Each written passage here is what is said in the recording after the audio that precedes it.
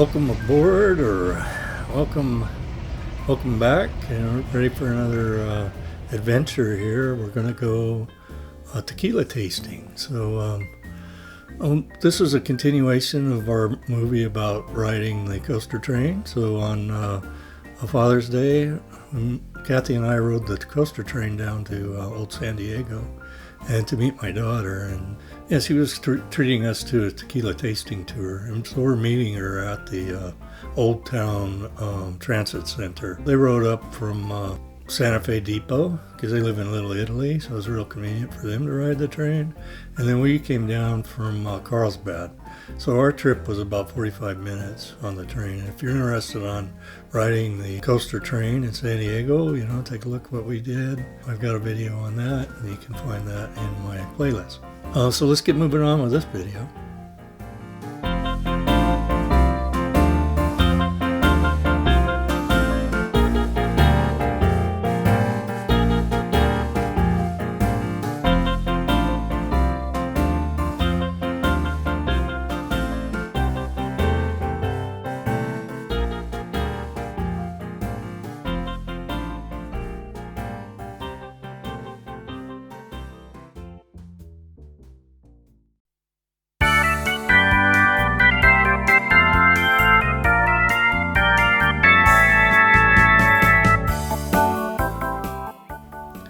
On the first leg of our journey, we go to the rocking Baja Lobster Restaurant, and this one is the Old Town one. So they have a couple locations, but we're in Old Towns. It was about I'd say a quarter-mile walk.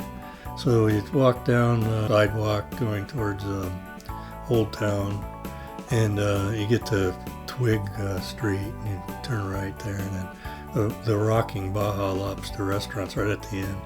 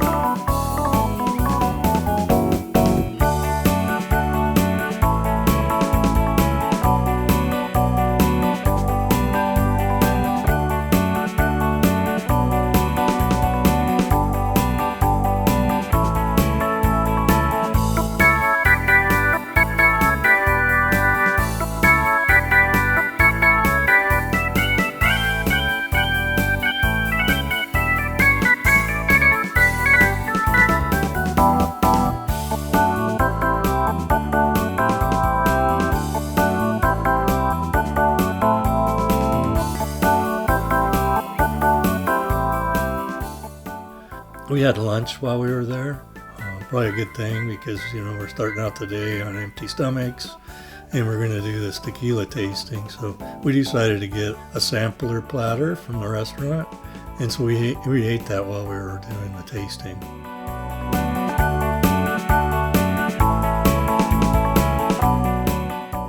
Hey, babe. Hi. Hi. During the tasting, the owner of San Diego Tequila Tour gives us information about tequila, a little history on how it's made and what are the best ways to make it and everything. And so at the first stop, we tasted the Azuñia Blanco. We really liked it, so we actually bought a bottle of that on our way out from the Old Town Tequila liquor store, which was below the restaurant that we went to. But the Blanco was pretty good. The guy that owns this thing, his name is Nate Gills, and he's kind of a purist when it comes to tequila. And he really likes tequila that's kind of artesian made, the old style, where they use grindstones with mules. And I found that was kind of interesting. He said it makes for better flavors if you get if you have the process that's done the old-fashioned way. From there, we walked over to Old Town State Park. We went up to the entrance there, and then on the way we stopped at the Old Town sign. So I got pictures of the group on that.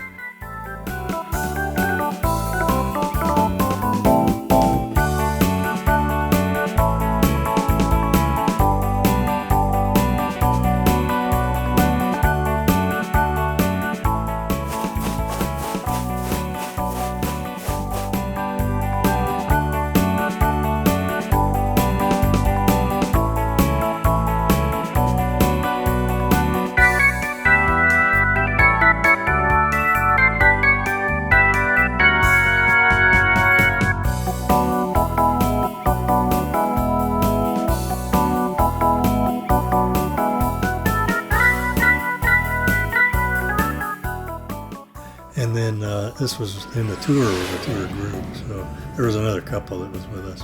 Altogether, there were 6 people on the tour. We stopped at the state park. They gave us kind of a history lesson.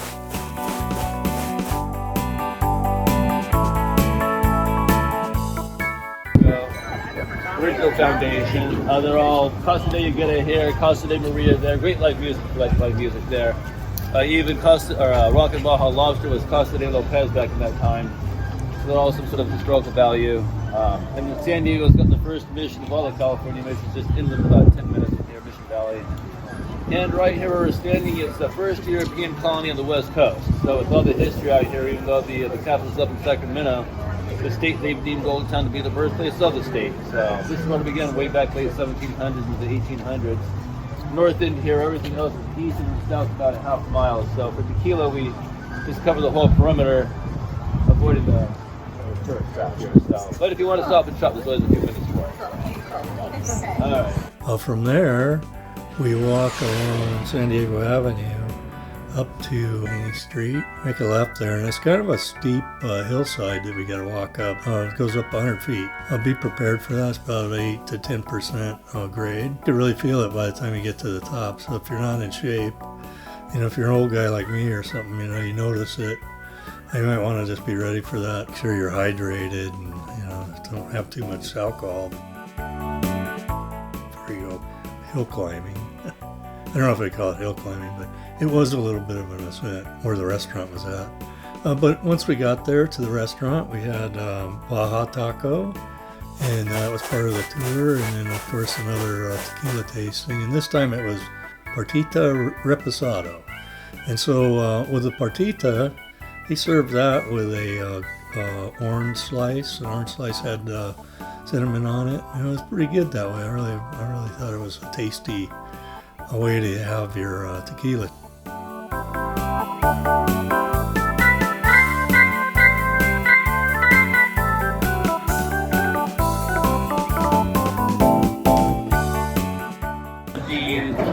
The taste almost transitioned into almost what you would consider to be like a vanilla base.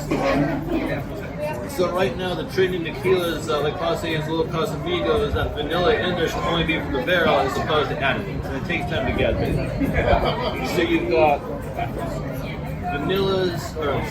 the Blanco only has pepper, the Reposado has less pepper, more of a vanilla base, and a slight bit of a barrel coming out. And then down here at the year mark, a little bit deeper and darker in color. A lot of people will see this añejo and say, oh, it looks really light for an añejo. But that caramel coloring oak enhances, and those ones with additives will create a really deeper, darker color. Oh, they have questions. Normally, why? Not always.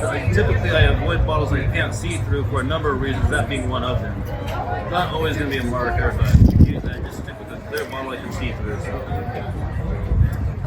So we're trying the Reposado here. It's aged 9 months in the French oak barrel, so it's going to have less of that pepper. You'll notice a little bit of the barrel, and the vanilla will come out about into that second to third sip. So it's tequila first, 2 to 3 sips, then the orange slice, and then I'll tell you why it's on there. Pay attention, or notice what it does when you sip about that third sip. Tequila first, then the orange slice. I'll tell you why it's on. One sip and then orange. Second sip. Second sip.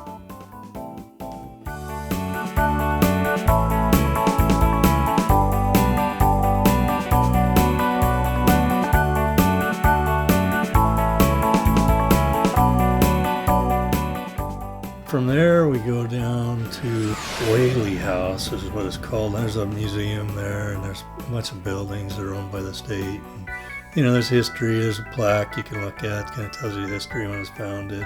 One of the settlers came, a Western guy.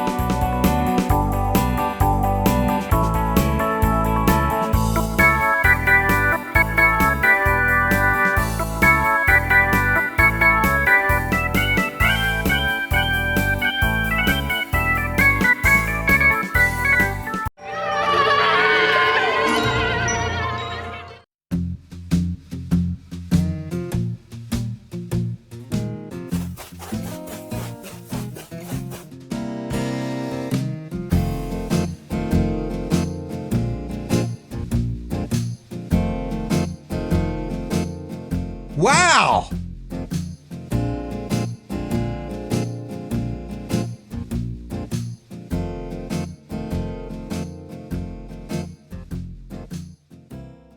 We stopped there, and then along the way to going to the Agave Restaurant, you'd go south on San Diego Avenue.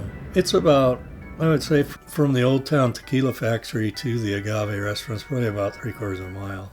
And this whole trip's roughly 1 3/4 miles, so you could probably consider it a 2-mile outing. So 2 miles of hiking around, and it takes probably about 4 hours to do the whole tour. The exciting part of walking down San Diego Avenue was there were several markers, grave markers on the sidewalk, which I thought was kind of interesting. And I guess they must have had to move the graves or something to build the street, you know. And at one time that was the graveyard cemetery. And so then we walked past that and then to the Agave Restaurant. You know, that was not too bad. It's all flat there. So there's no hills or anything to walk on.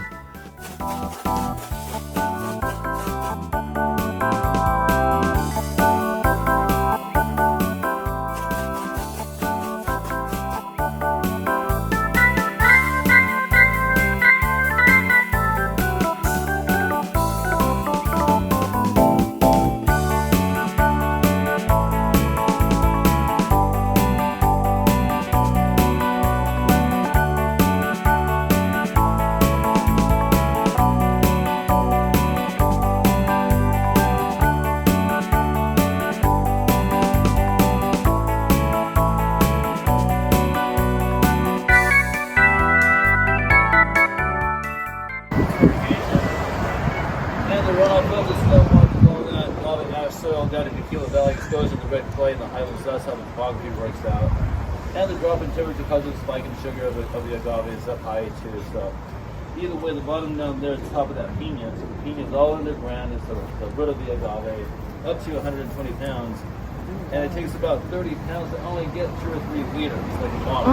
So one mature plant can release but won't even fill a quarter barrel unless it's soft there with the tequila factory. So it's a vast amount of what they're doing. What do they do with it? The leaves go for fibers for clothing, plastics, but yeah, that's it. Yeah, that was the bar tab. $2,500. Just the bar? Yeah. Dinner was pretty good too.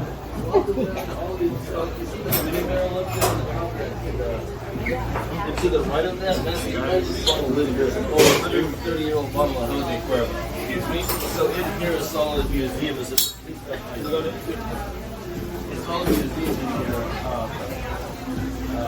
Display only, so you got about 400 available to choose a drink from. Yeah, walk around, take photos, And then once we got to the Agave Restaurant, we had a flight of tequila shots there.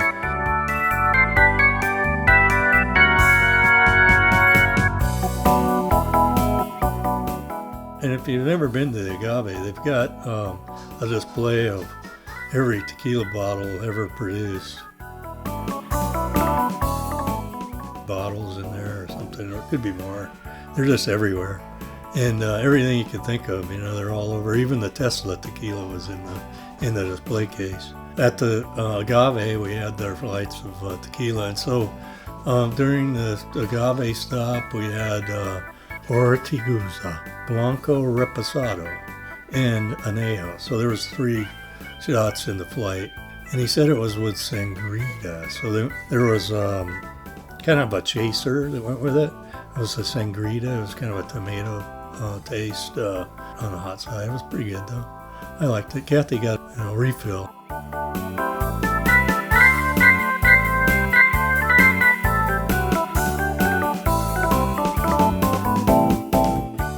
Pretty much the alcohol at the top. So it's about that third sip when you get to the halfway point. Instead of just finishing off with your last tap, keep your head as level as you can, and just do like a little flip of the wrist. And it's that bowl that causes all the oils and the sugars to start turning and rotating within. So your glass, whether it's a shot glass itself or a Smith or a Glenlivet, You should never have a flat bottom. The deeper that bowl, the better. Because everything settles in the bottom. So glassware, that's kind of where we're going with that. Just about so your last time we're going to start noticing the sweet agave nature of the Blanco, the vanilla is getting more noticeable, and the caramel's going to be more noticeable in your nail. They're extremely light to me. Like almost feels like a light beer, Turkey beer. They're very crisp, all of them. Yeah. Especially añejo. I'm used to a really heavy, syrupy añejo, and this thing's really light because of the additives. Yeah. Nate explained to us that the tequila is aged in stainless steel barrels to begin with. That gives you the Blanco, and they'll age that from 0 to 59 days. So up to 59 days for the Blanco, and then from Blanco it goes into oak barrels, and then for the oak barrels they age them from 60 days to 364 days. So 1 day less than a year. And that's considered a reposado tequila. The reposado gets its coloring from the oak barrel. And depending on what's in the oak barrel, it kind of gives an extra flavor too. So that's how you get your smoky flavors. And sometimes they'll use whiskey barrels and pair it with whiskey. And there's all different ways that they can do the tequila. As far as infusing additional flavors. But again, Nate prefers the more of the Puritan way of manufacturing tequila. So he was not a real big fan of some of the bigger brands that are out there, only because of their process. They speed it up and kind of a high volume type of tequila making. But they add flavors to it. If the flavors are good, I think, hey, why not?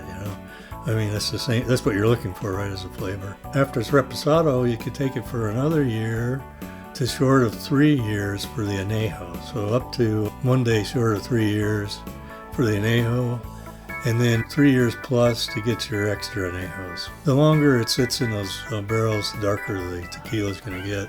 So when you see a really dark tequila, know that it's been aged in a barrel for a long time. And then he told us that there's 2 different elevations where the tequila is made.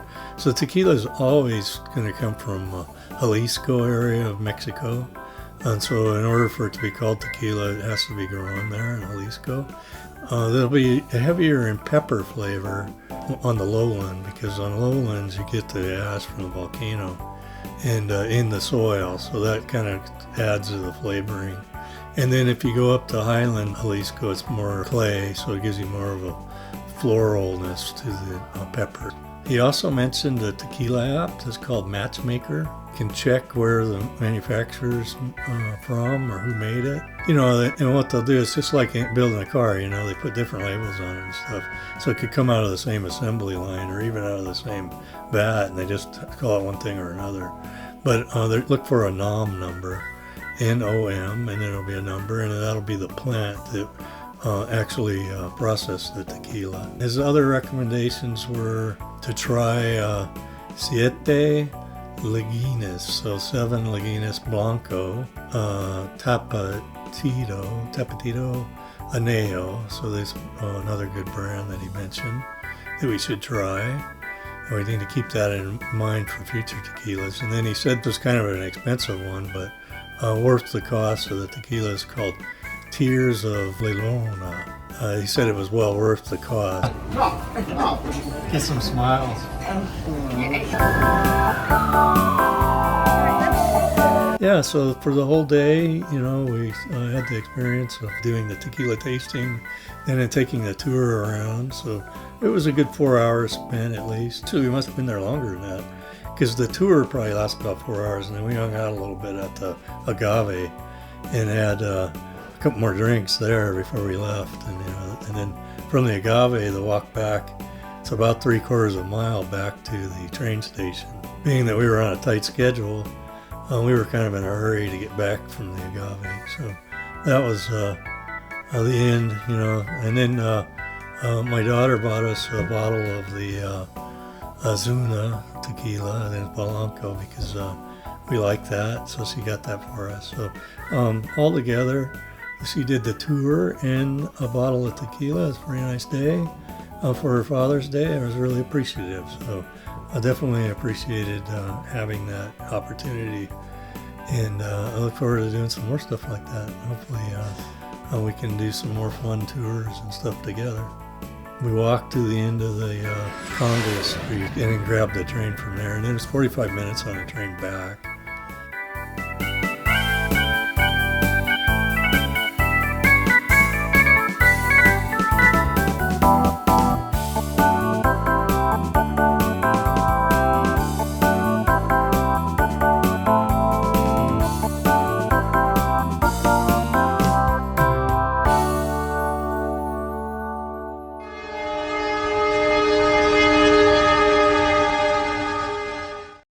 I think we probably got to 6 o'clock, got back about 7. And then when we got back, we were going to take a lift. And I was really disappointed because we had 2 drivers that just dropped. You know, we got them scheduled and they just dropped on us. So I just took the app off. I'll never use it again. Hopefully we'll be able to try the Uber next time. But our other daughter came over and picked us up and gave us a ride home. So we had rides to and from the train. And it was just a wonderful day. I mean, I tell you, it was a great outing, great experience. As far as for the tequila tasting tour, again, it was San Diego Tequila Tour. You can find it, San Diego Tequila Tour.com. And the owner of that is named Nate Giles. So if you see Nate Giles or buff guy, you know, looks like he's a weightlifter or something, and he's pretty buffed out. Athletic for sure. And if you see him in the picture, then you'll know that you're at the right place. So it was well worth it to go for 4 hours and get, what do we have, like 5 shots, and then also a Baja taco, and then the experience, you know. So yeah, I think it's definitely, I would recommend it for anybody that wants to go and do the tequila tasting. If you come from another state, or if you're visiting San Diego, this would be a good tour to take.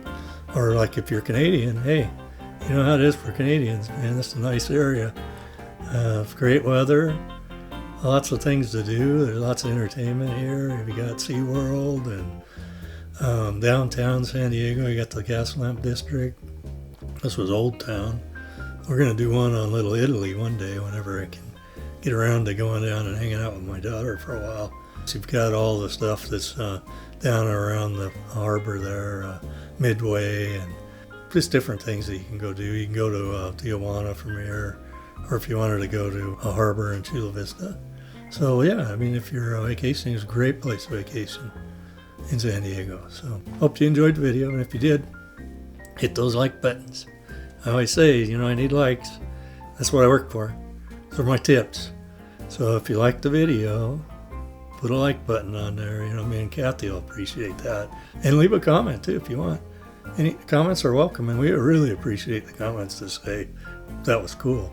You know, so if you thought it was cool, you liked it, please leave a comment. If not, you know, hey, I mean, trying to do better videos, so maybe you'll like the next video better. So in that case, I'd suggest once you subscribe, hit the subscribe button. You become a subscriber, you'll get a notice when the next video comes out. It'll show up in your feed if you're looking at YouTube. I mean, it's not going to pester you or anything on your email, but if you're interested in getting a notice or just following along, you want to see that thumbnails in your feed, you can do it through the YouTube by subscribing with us. Subscribe and leave likes, comments, you know, the whole 10 yards.